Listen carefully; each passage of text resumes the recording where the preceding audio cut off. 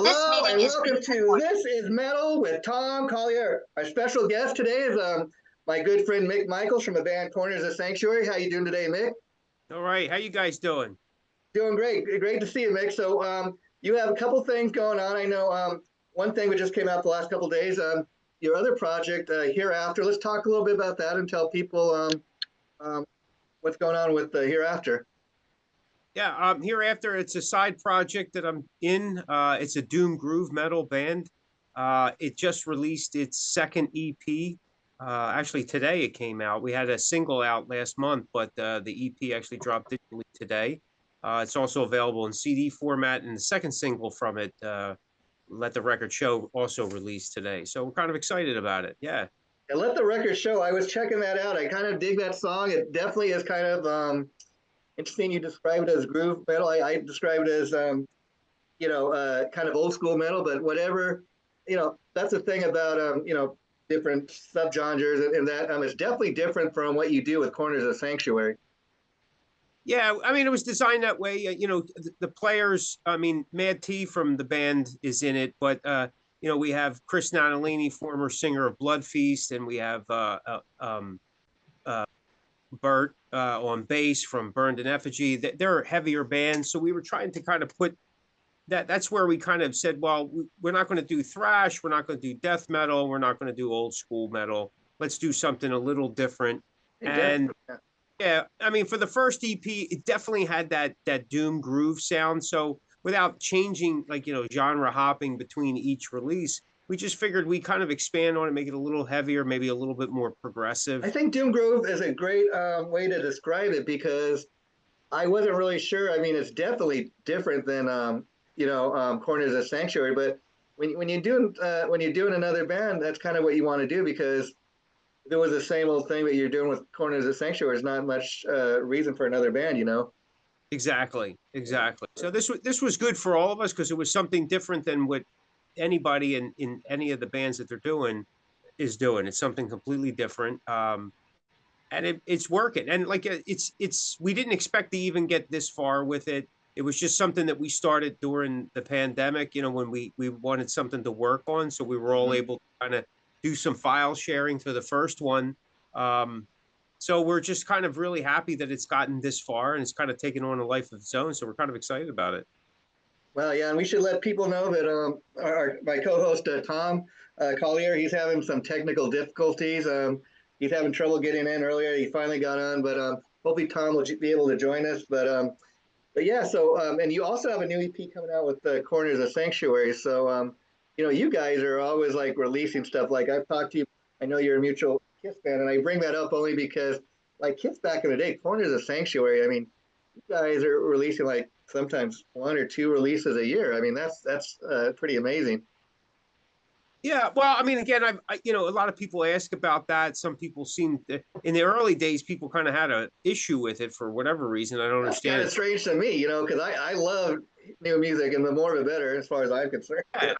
I mean, listen, you're in a band, you're a songwriter, you're a performer. I mean, that's kind of what we do, right? If we were baking cakes, we're playing soccer, and not writing music, there would be, it wouldn't work, right? But we're in the mix.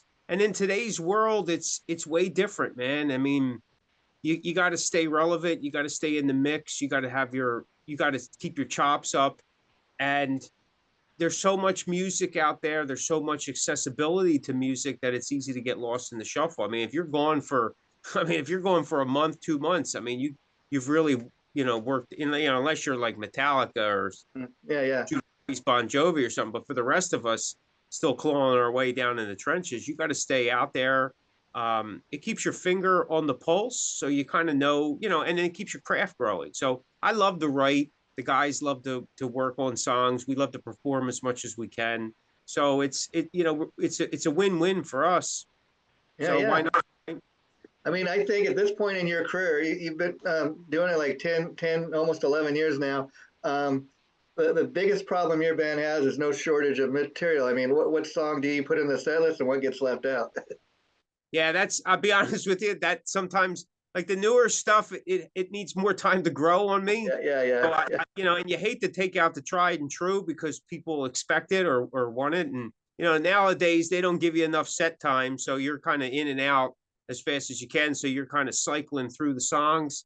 But we do have a tendency that, songs longer than 4 minutes probably won't make it into the set, simply because we want to hit them hard and hit them fast and get as much as we can in the short amount of time that we get to spend with the audience.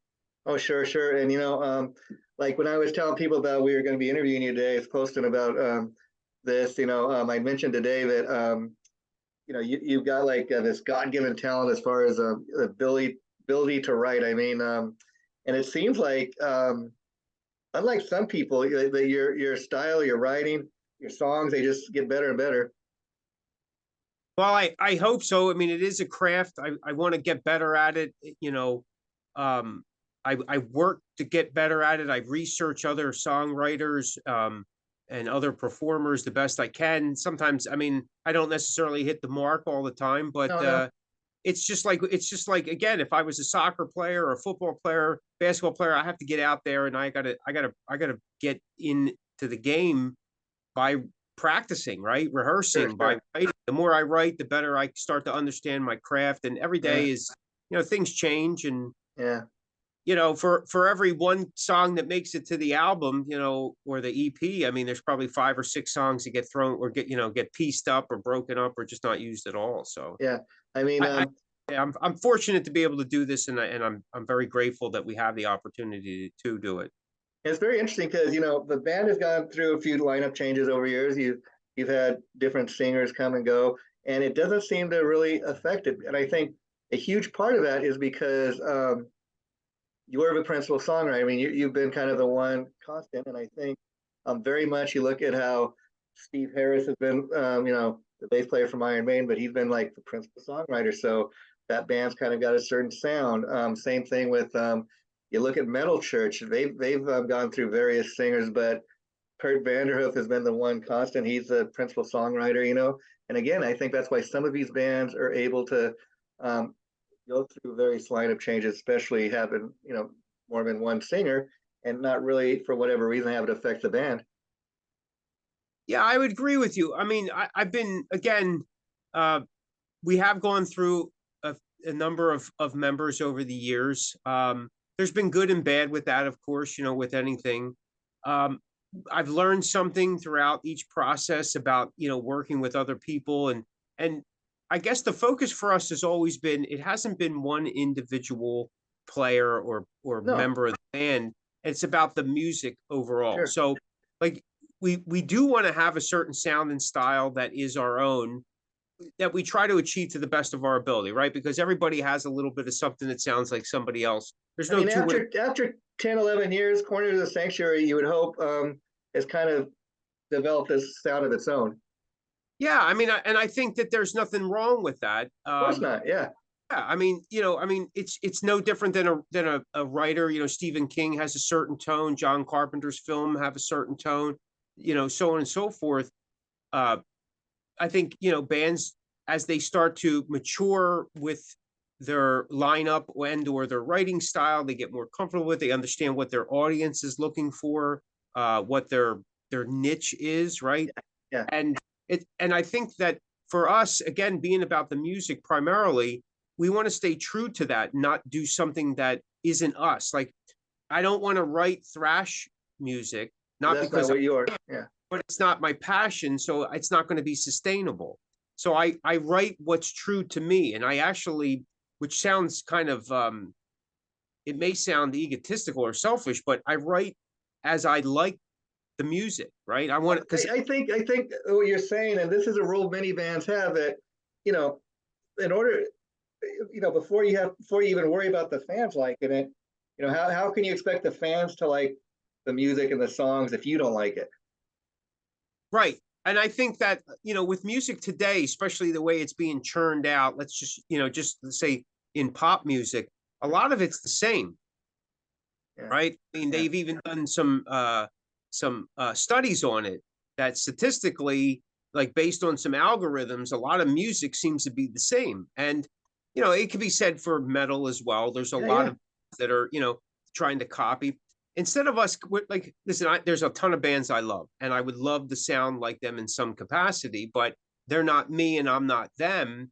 So, but you try to emulate them through the combination of your influences rather than taking one influence. Like I love Judas, right? Judas Priest and Kiss are my main bands. Sure. Even though I would love to play like Ace Frehley, and I've been studying him for years, I sound nothing like Ace Frehley. I play nothing like him, and I play nothing like KK Downing or Glenn Tipton. Sure. However, it's taking them mush, all together and seeing what happens, and then I play to my strengths, the band plays to their strengths, and then it's just a further expression of ourselves. So again, we're being true to what it is that we want to write, and then we just hope that the audience enjoys it as well. And some people do and some people don't, but that's just the way it is for anything. I mean, I think what you've been very successful at is like you're saying, I think when I hear a band and it sounds like your influences, that's a natural thing. But I think what you've been able to do is take those influences and yet create your own sound, your own identity. Well, I appreciate that. Thank you. I mean, without coming across as being an obvious Judas Priest clone band, you got that influence, but you definitely got your own sound. I think you've worked the last 10, 11 years to get that sound. And that's not always easy to do, because the problem a lot of bands have, I think, is sounding too much like the bands that influence them. Yeah, I do. I agree. I mean, listen, bands are doing the best that they can. Sure. It's a tough biz to be in, to stay creative, to keep coming up with different stuff. It's not easy, believe me. Yeah. And what I think that some of bands suffer from is when they go from album to album and there's a big change. It's like night and day, because everybody's trying to fit in, like what happened in the 90s, right? After metal started falling apart and alternative and grunge came in, metal bands started changing some of their sound and their approach. They were trying to get more grungy, and it didn't work, right? For most bands, it didn't work. A lot of the bands that were able to, they either just took some time off and then came back just doing what they did before, or so. Here's the thing, like using Judas Priest as an example, if you look at every Judas Priest album, everyone's completely different. Sure. However, there's still that Judas Priest sound and writing style, arrangement that just kind of pulls them all together. It's just that the maturation of a band over time. And of course, different members, right? Because they cycle through several drummers. I mean, after Les Binks was let go and Dave Holland came in, the whole sound changed, right? Actually, that was more crafted than anything, because they opened up the floodgates to the new wave of British heavy metal. But that's kind of one of the reasons we did. I think I talked to you about this before, but anybody that's a diehard Judas Priest fan like you and me, I urge them to go back and listen to the very first album, Rock and Roll, because I was surprised when I listened to that album in its entirety. That's because that was those songs were written before, a lot of them before Rob Halford even joined the band. It was with another singer in mind. That album, if you listen to the whole thing, it doesn't sound like a classic. It sounds more like a progressive rock album, which is I was kind of surprised. But you could hear how the band was kind of developing and finding their sound on that very first album. Yeah. Oh yeah, absolutely. But then there's Judas Priest-esque things that that are immediately in there that carry over even into Firepower. Yeah. So it's, and I think that's an amazing album to me. I mean, I remember the early days of going through and having those albums with me. I mean, my favorite is Stay in Class. Sure. Yeah. Kill a Machine. Actually, the Les Binks era is my ultimate. When I first think of, like, as soon as like the word Judas Priest comes up in my head or whatever, I think of that era. Kill a Machine. Killing Machine, I think, was originally they changed the title to Hell Bent for Leather, but here in the States. But I mean, it's like that's that era that I think of, for most of Judas Priest. But so I mean, listen, like I said, I'm just very grateful that I have the opportunity to keep doing this. That somebody else other than myself and the other band members are listening. So I'm very grateful. And so let's talk about your new bass player. I mean, how did you guys find him? Was he somebody you knew from playing the music scene, or? Yeah. I mean, we've seen Dave around the scene, for a number of years. Years ago, we played with one of his bands. We did a number of shows with him. So we were familiar with his playing. He's a nice guy, personality wise. Was the right height for us. Yeah. Because we're kind of short guys, so he works in great. And I actually reconnected with Dave last summer. We just were talking, some stuff, and when the opportunity arose, that was one of the first people I thought of. I mean, we did audition a number of people. They came through. We gave we no stone unturned type of thing.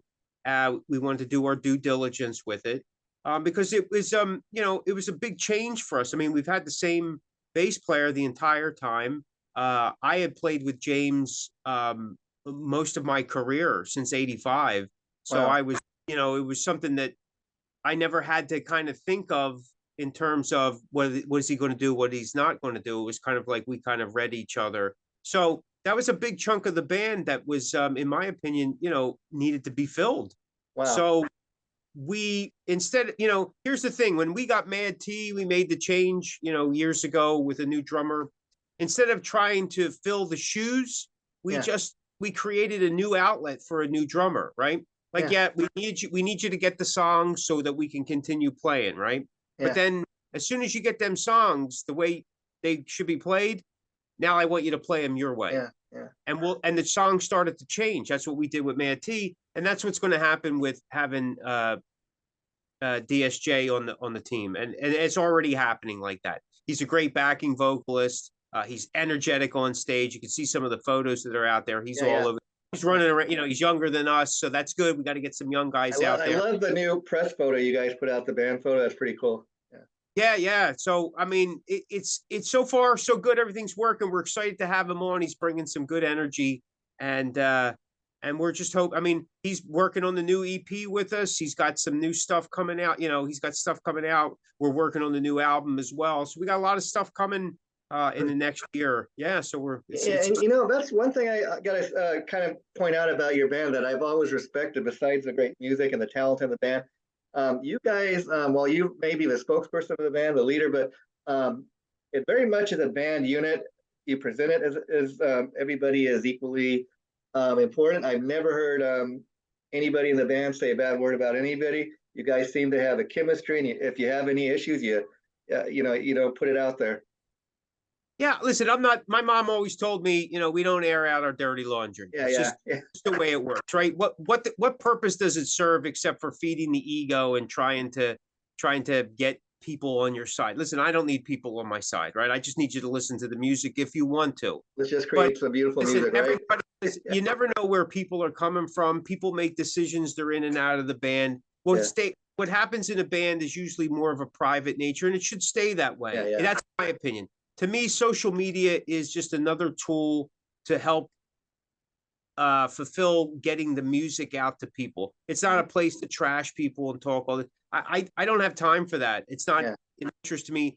If there wasn't the band music involved with the social media, I wouldn't do social media because there's a lot of negativity that I like to avoid. I'm not interested in that. That's not what music is all about. It's supposed to be uplifting, keep it positive, empowering.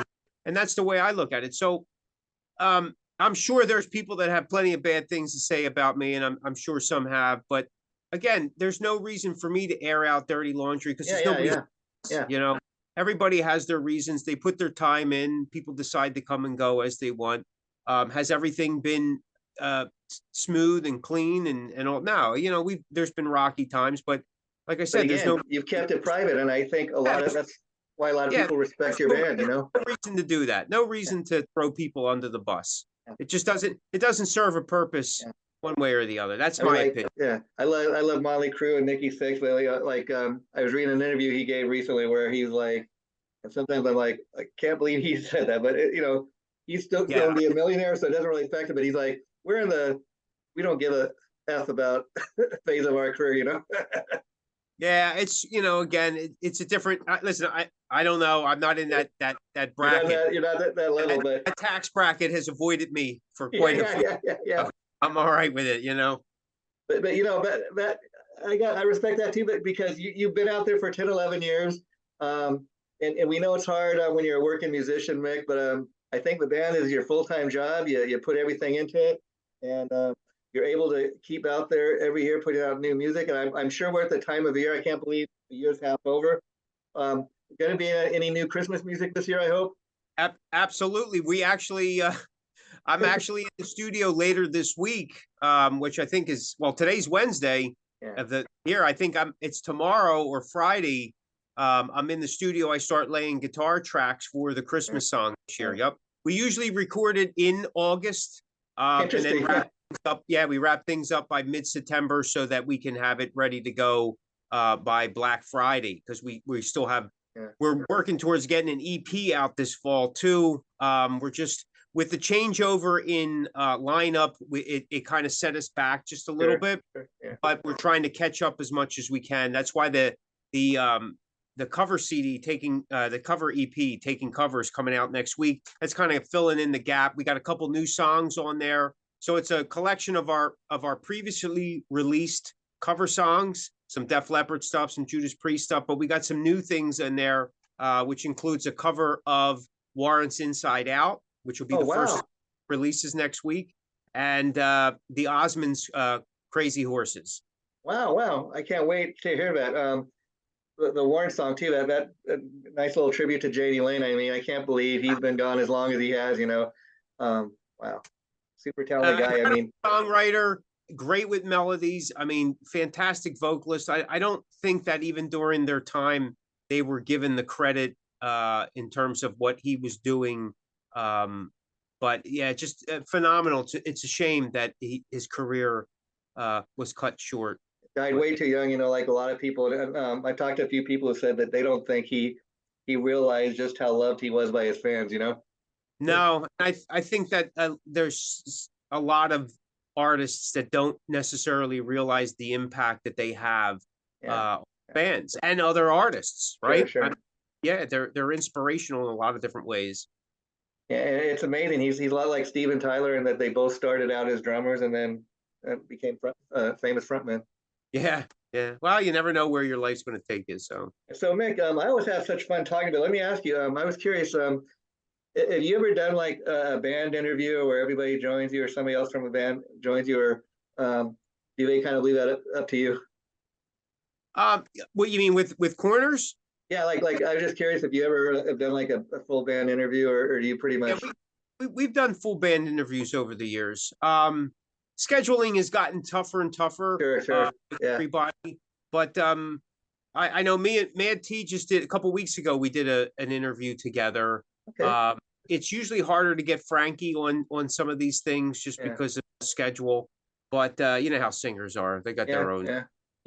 They run their own timeline. I don't even think regular people understand. I don't understand it. So. Do you believe in that lead singer disease thing?